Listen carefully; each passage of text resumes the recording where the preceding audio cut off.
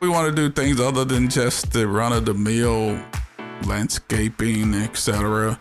That's providing edible fruit. So we want to put things in there that people can actually pluck off a tree, a pear, a plum, etc., and be able to eat something that's meaningful and have a dual purpose. We'll have some really nice trees, really nice landscaping, but we can also use it as a fruit.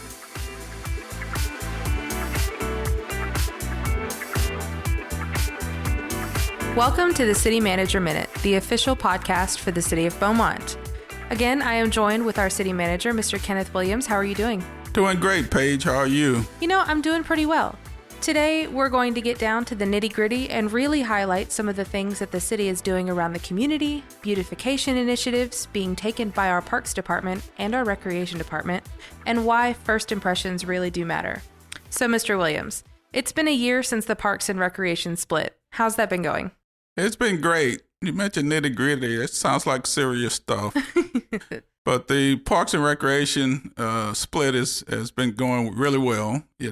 Before I got here, there was some discussion among City Council to separate the two departments to make sure that they're both being able to get the focus that they need. So there was a discussion of doing one, such as beautification. Beautification is a big want to do here in Beaumont on some things, and then have recreation.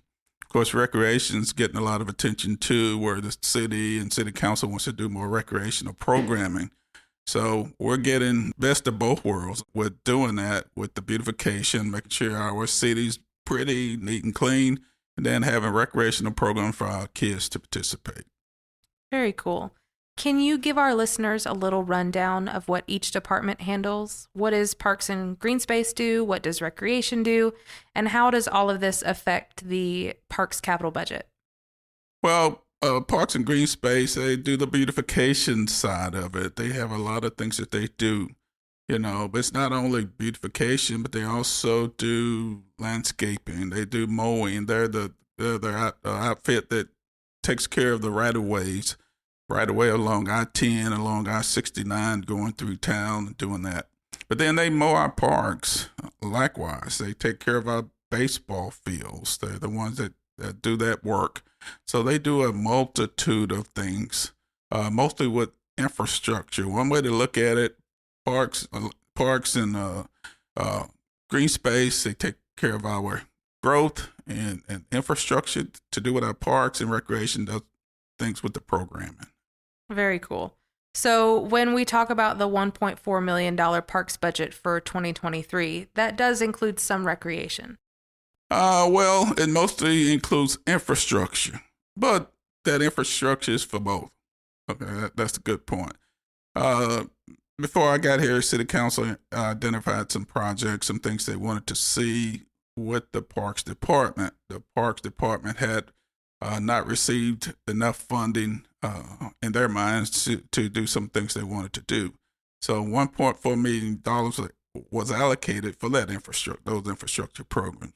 And then that includes a lot of things with the parks. It could be as much like the dog park projects, playground equipment for Charlton Pollock Park, playground equipment for Babes and Harriers, and others for sure.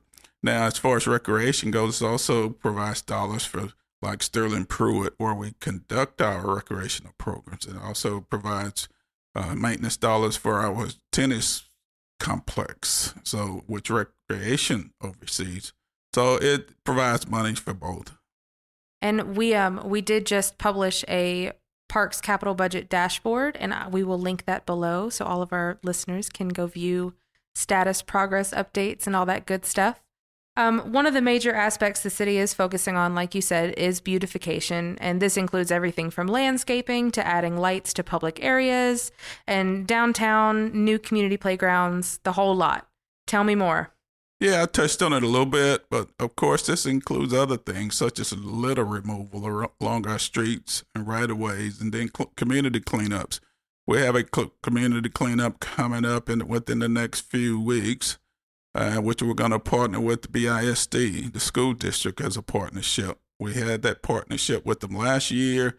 It was successful, and we're going to expand it a bit this year and continue that effort. But then it's also, it can deal with ordinances and code enforcement. We want our city to be beautiful. We want it to be inviting for visitors coming to town. So we're just excited for that. We want to do other things too, such as enhancing downtown. If you read the press or media lately, you've heard about things to enhance downtown.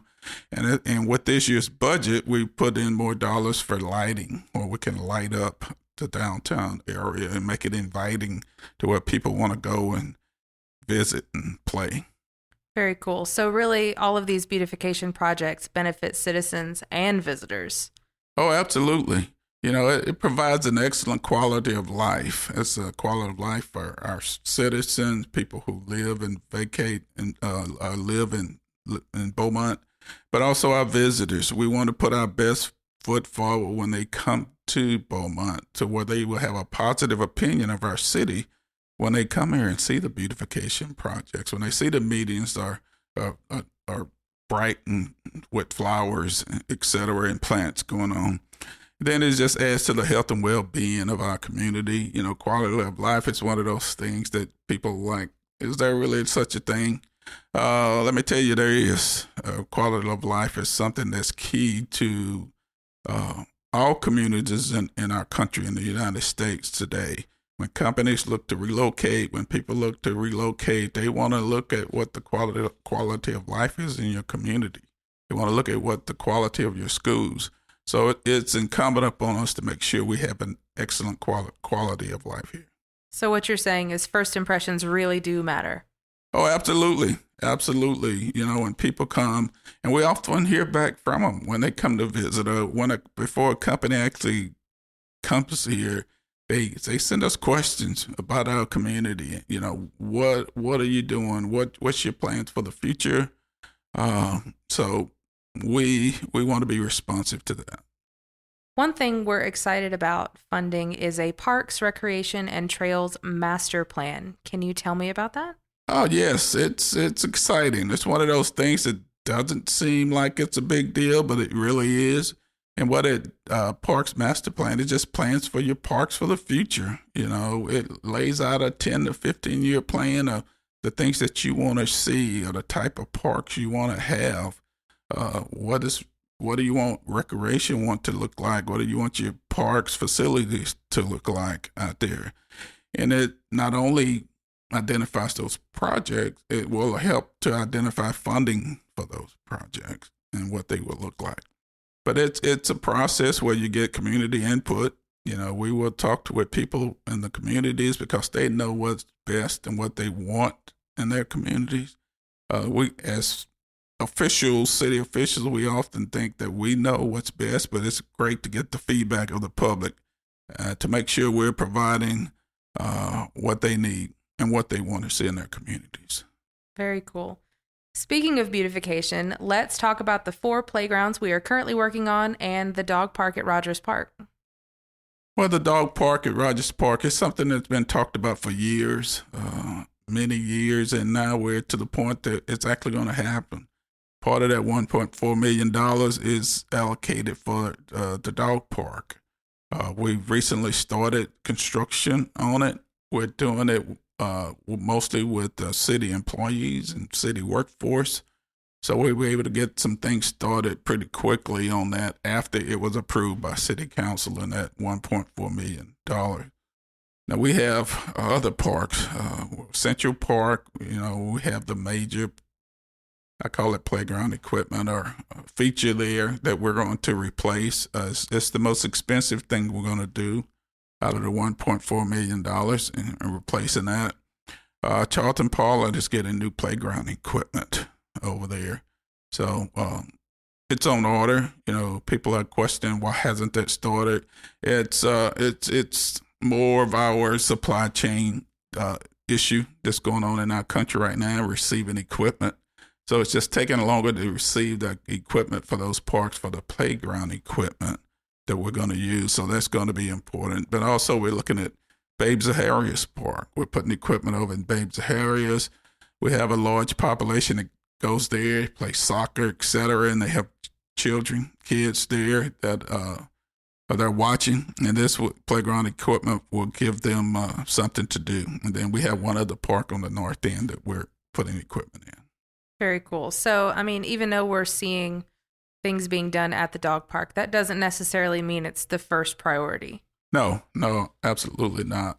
You know, we got a lot of input on the list of projects to spend the $1.4 million on. You know, we had recommendations from staff. Then we got recommendations from the Parks Board. The Parks Board heard this issue a couple of times, and they came back with a recommended list of priorities to implement. Then after that, City Council heard it as an agenda item, and City Council put together a listing of those projects. And I could be off a little bit, but Charlton Paula was one of the top priorities, maybe top 1, 2, or 3. But just the supply chain issue has put it to a place where it's not being done. But we look forward and we'll be excited when the equipment gets here and we get it in. Yeah, I was looking at the Parks Capital Plan dashboard, and I was seeing that there is really a 10 to 14 week delivery period. So it looks kind of like we're in that waiting period right now. But basically what you're saying is we can walk and talk at the same time. We can do a lot of projects at one time. Absolutely. We want to be as productive and efficient as possible with the resources that we have. And that includes the people that are going to complete the work out there for sure. So while you might not see your favorite project being constructed right now, if it's on that particular list, it's going to be done. A lot of it depends on what resources are available and needed to implement that project or get it done. Yeah, but let me assure you, they're going to be done. And there are even more things just beyond these projects, like the edible fruit trees that will be planted around town. And honestly, there are so many different kinds. There's pear trees, peach trees, fig, apple, plum, pecan, and even citrus trees. Tell me about that. Well, you know, we want to do things other than just the run-of-the-mill landscaping, etc. One of our employees, Mr. Kenneth Reggett, has come up with the idea to let's put some real useful means into our parks, and that's what providing edible fruit. You know, there's talk of food deserts in some areas, so we want to put things in there that people can actually pluck off a tree, a pear, a plum, etc., and be able to eat something that's meaningful and have a dual purpose. We'll have some really nice trees, really nice landscaping, but we can also use it as a fruit. Wow, that is such a neat idea. Beyond the capital budget, there are so many other projects we want to do, and we're getting really creative with funding ideas. Can you tell me about some of those? Oh, yes. Yeah, we want to be creative with funding. We don't want to just use the run-of-the-mill funds of sales tax or property tax because we have other important things to do also. So we want to look at implementing some new programs to, you know, something that's less obtrusive to the city taxpayer and let those who are actually using some things pay the bill for that for sure. So, you know, one, we're looking at a parkland dedication ordinance or fee that if some developer, outside developer comes in, does say an apartment complex, people in an apartment complex come in large numbers and they use our parks. And so they take up a lot of capacity. So they will take a part of their development dollars and put them into a fund for us to improve our parks or to enlarge our parks. And so that's a good way to do it without putting the burden on our local people so much. Of course, we go for grants constantly. We are doubling those efforts as we speak to go for grants. We are going out with different grant companies. We have staff dedicated to work with them now to go out and get grants. And then we put in a voluntary beautification donation fund where you can volunteer, it's totally voluntary, to pay $2 additional on every month's water bill if you like to go toward beautification projects or park projects. So we encourage you to do that. We're able to take care of our medians and make sure they look nice, but also provide nice plantings within our park system. So it sounds like it's not just the city that can take these initiatives. It's really like the whole community that can get involved. Any developer that comes in, this really is an all hands in kind of thing. Right. We totally encourage the public-private partnerships. We enjoy some of those as we speak and being able to do that. So we want to make sure that happens. We're doing some things with the Garden Club of Beaumont, that we're doing some joint projects. We're looking at a project over in Rogers Park, in which they are contributing dollars to for some things out there, but also Terrell Park. We're looking at Terrell Park to get some things done out there. Of course, we work with Exxon all the time. They've done some things. They've contributed dollars for Charlton Park to do some things in that park for sure. They've contributed dollars for murals over in their neighborhood over on Martin Luther King Street. So we're constantly looking for public-private partnerships, and we welcome them. I would venture to say that this administration is very focused on community and quality of life, wouldn't you?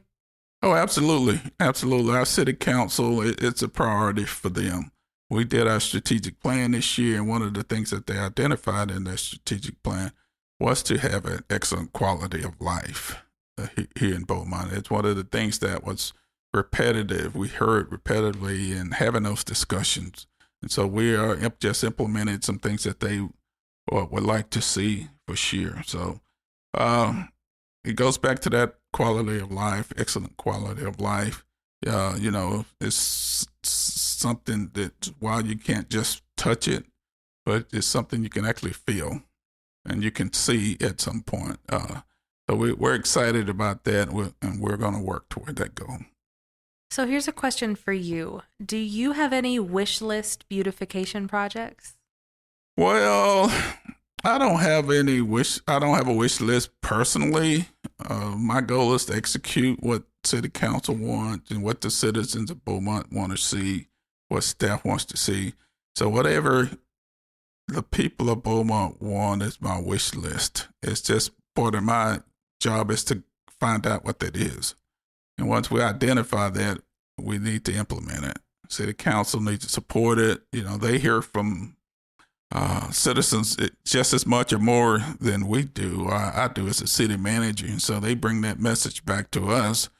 And so we want to hear what the public's wish list is and get that through city council and staff and then implement it. And if you have any ideas of things you'd like to see around Beaumont, you are always welcome to use our contact form on our website, beaumonttexas.gov, or reach out to your councilman. Well, thank you again, Mr. Williams, for joining us. Thank you. It's always a pleasure. And a big thank you to all of you out there for listening. This was a wonderful conversation, and I hope we were able to break down some of these upcoming projects for you and get you excited for the future of our beautiful Beaumont. Is there anything else you would like to add, Mr. City Manager? Well, I'd just like to thank you, Paige, and your department for the wonderful work that you do in communicating these messages out to our public. And I would like to also let the public know that if there are topics of interest you'd like to hear us talk about, please let us know through those same communication channels, because we want to make sure we're addressing the things you want to hear from us. So thank you for having me as usual, and look forward to our next visit. All right, well, that does it for today's episode. Our next topic is the community investment plan that was just approved. It's a really good one, so don't miss out. Make sure to follow our Facebook page to be notified when new episodes are put out. And you can always listen to previous episodes on our website at beaumonttexas.gov/podcast. See y'all next time.